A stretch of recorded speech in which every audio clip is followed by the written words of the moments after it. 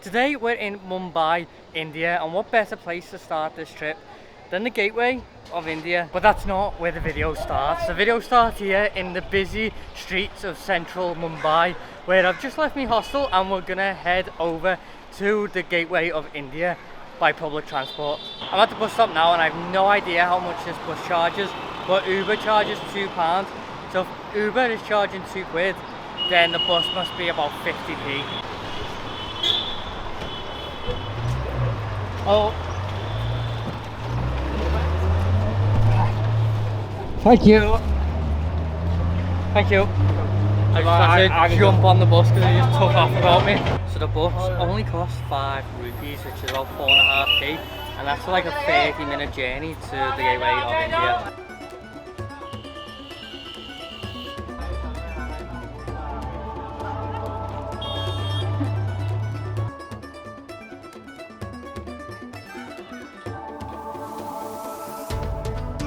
Right now it's undergoing a lot of restoration work to restore the 101-year-old monument. This was completed in 1924 to commemorate George V's landing here in India as the first British monarch to ever visit India. The gateway used to be used as a landing point for important government officials, and that's where they would enter into the country through that gate as a sort of symbol. But it was also the point where the last British soldiers left India after they gained independence. Unfortunately though, it was the site of a terrorist attack around 20 years ago when a car was blown up here, and then a few years later there was an attack on the Taj Hotel, which both left many people dead. The gateway is one of India's most recognisable monuments, but if you're to come here, I'd recommend coming for sunrise or sunset, because the sun is right behind the gateway, so you can't get any good pictures, and also it is hot, like really hot. We're walking around for a bit now. I have to get out of that midday sun, and we're gonna head towards Colaba Market, which is one of the biggest markets here in Mumbai. I'm probably gonna have to buy a cap because I've got no protection from the sun, and except sun cream and some magnets. Colaba Market isn't an indoor market, it's a street market that goes that goes along the main road, and there's just little stores along the entire way. You can get pretty much anything you want from Colaba Market, from clothing to jewellery and souvenirs. Hi. How are you? I'm good, how are you? So,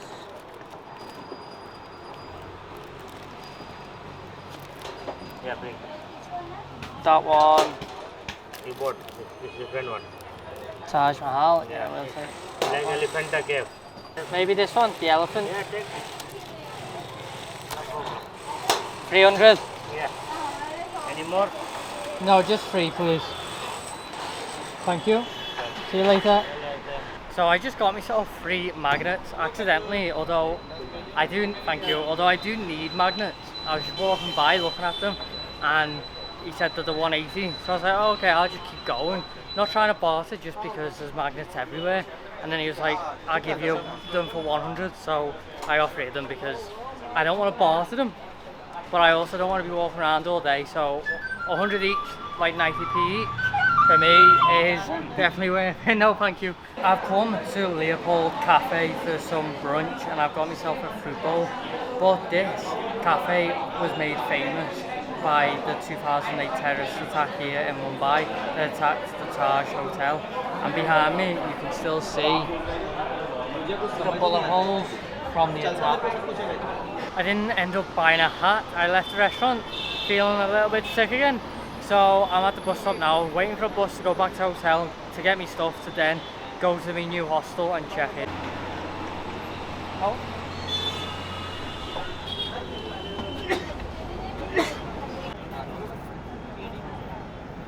You know what, the buses so far haven't been that bad. If you don't mind standing up, it's well worth the money and just as quick most of the time with traffic to get a bus as it is to get a taxi.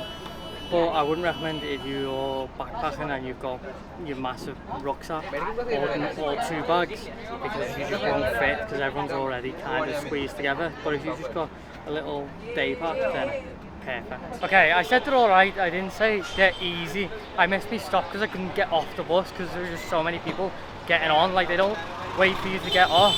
As soon as the doors open, it's just a mass like brawl of people to get on or off the bus because it's so busy.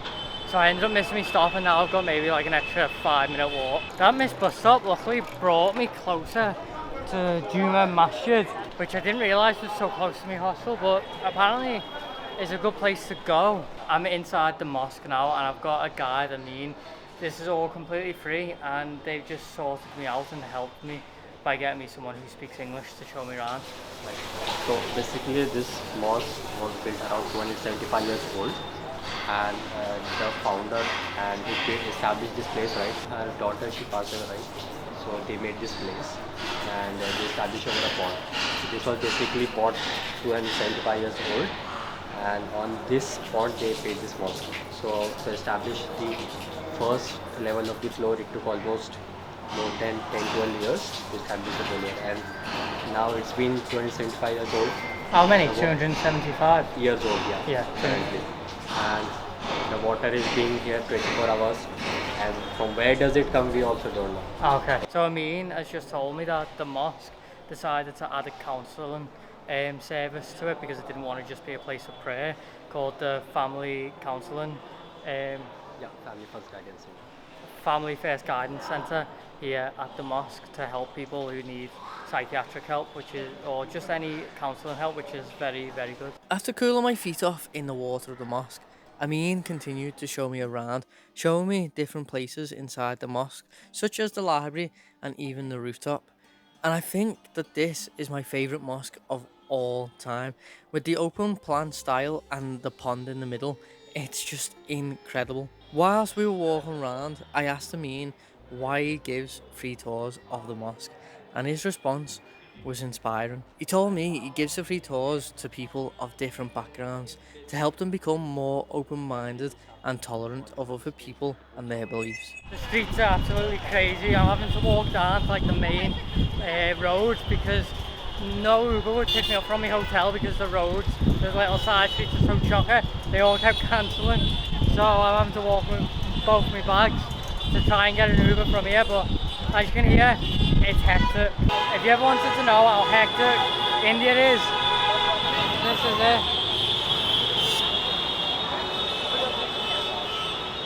I've just jumped in the taxi now. Jesus Christ, it is crazy out there. We've got like a 45-minute, maybe 50-minute drive now to the hostel, but it's not that far. The traffic's just really bad.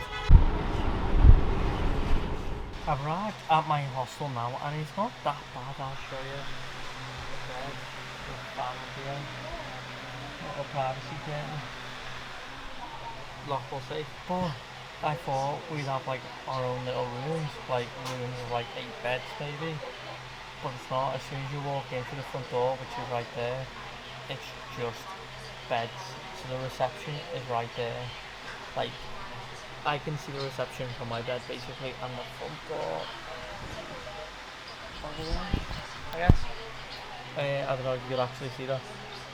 So, a little bit mad, but bed's comfy, it's clean, the bathrooms are nice, so all's good. Today we're on our way into central Mumbai, just like a local would on an open door train. There's no better way to travel than this, with the air just breezing past your face.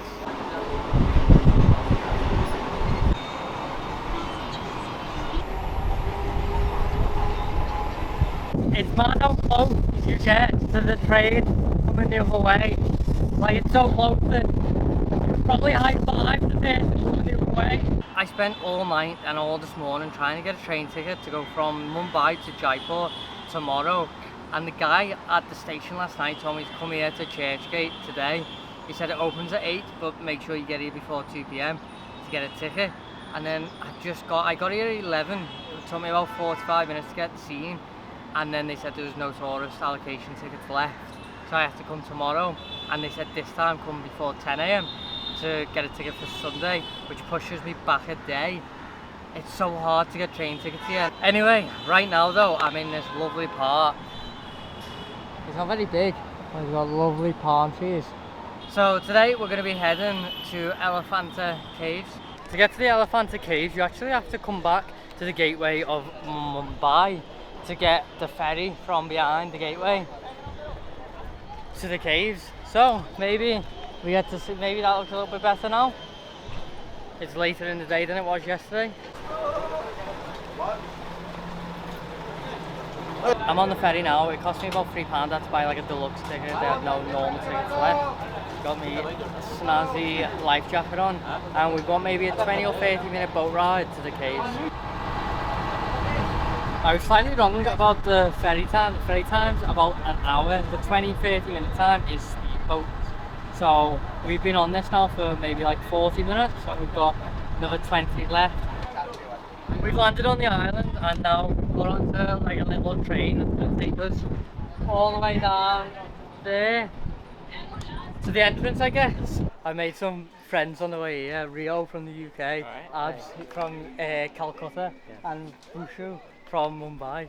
And Rio is actually a UK citizen. He's born in the UK, but his parents are from here, from India. So he's going to try and sneak in because they charge extra for foreigners. It worked. Rio got in as a Indian after a little bit of arguing, and he just stood there clueless. Just some convincing, Just trying not to speak English. Ben showed, that's it. Yeah, They got me in. and he got in eventually, so it's quite good he saved. Paid like 8p.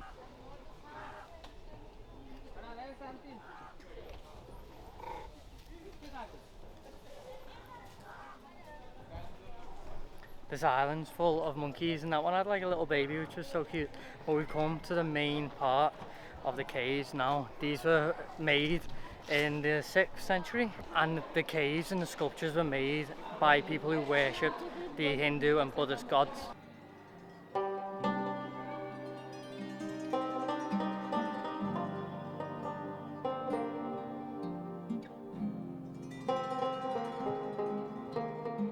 The monkeys aren't as cute as they look. They just robbed me drink off me. They love the orange drinks, and they just grab you and they won't let you go. Careful. What? Oh shit. Okay. I told you. I was enjoying that, so I hope you're happy with yourself. We just got back off the boat now, and look how much clearer the Gateway of India is now that the sun's like setting.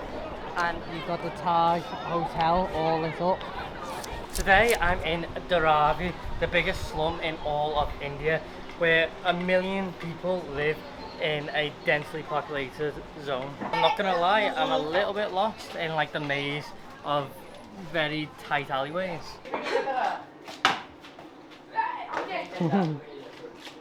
You're very talented cricket player. Can I have a go? Can I have a go? Yes. Yes. Do you want to video me? Yes. Can I do this one? It's gonna be terrible. I haven't played cricket in years. Yes. Like this.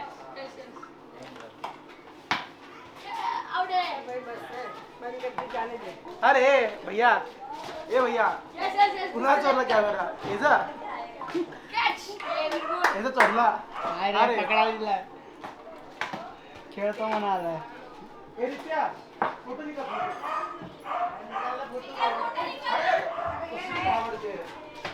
अरे आजी के साथ निकाल रित्या Can I have a go? Button. ए रित्या आजी के साथ फोटो निकाल आजा जल्दी आजा काकी श्लोक फेमस होते हैं यूके ला फेमस होते हैं काकी श्लोक काकी ऐकली Oh my! I can't even hit it. कोण आहे चिकला आहे की cameraman ready ready Soham cameraman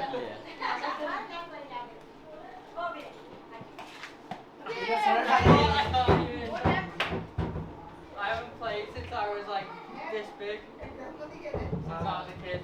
No, actually, I need to hit it. I can't give up. No, that was easy. Make it hard. Make it hard. बोलते hard तक बोलते hard. Yeah. It is soda. Get in. ए किट्टू किट्टू या photo काढायचा आहे ये photo निकालने भाई. Thank you. Cameraman Thank you. Thanks. I know, yeah, good cameraman. Thanks. Hello. Hello. Hi. Hi. Hi. Say hi.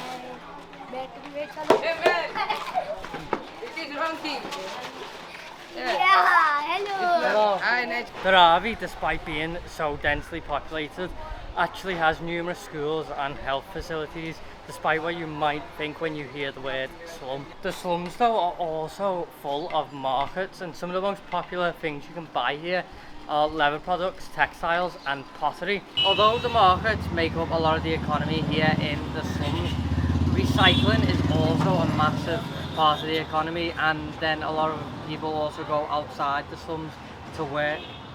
And despite slums having a stigma, the literacy rate here is around 70%, and as you've seen from some of the clips, everybody speaks English, so everybody speaks at least 2 languages here. And although a lot of the housing here is very poor in terms of not everyone has running water or 24-hour electricity, all we can hope for is that the slums slowly get upgraded and get rejuvenated over the coming years. I finally got a ticket for Jaipur, and it's not tomorrow, it's today. So I'm not wasting another day yet. Not that I'd be wasting another day, but I feel like I'd rather have that extra day in Jaipur. Time for me to leave the hostel. I stayed at the Plaza Dormitory, which was quite good. The owners were so friendly and quite helpful, especially with the train. They're trying to help me. So now we're gonna head to the train station and hopefully get on this train early and find our bed before it gets full. I've arrived at the station to get my train, so that's the end of this video. I hope you enjoyed it. Make sure you smash that like button, subscribe if you're not already, comment below what your favourite part was, and as always, keep exploring.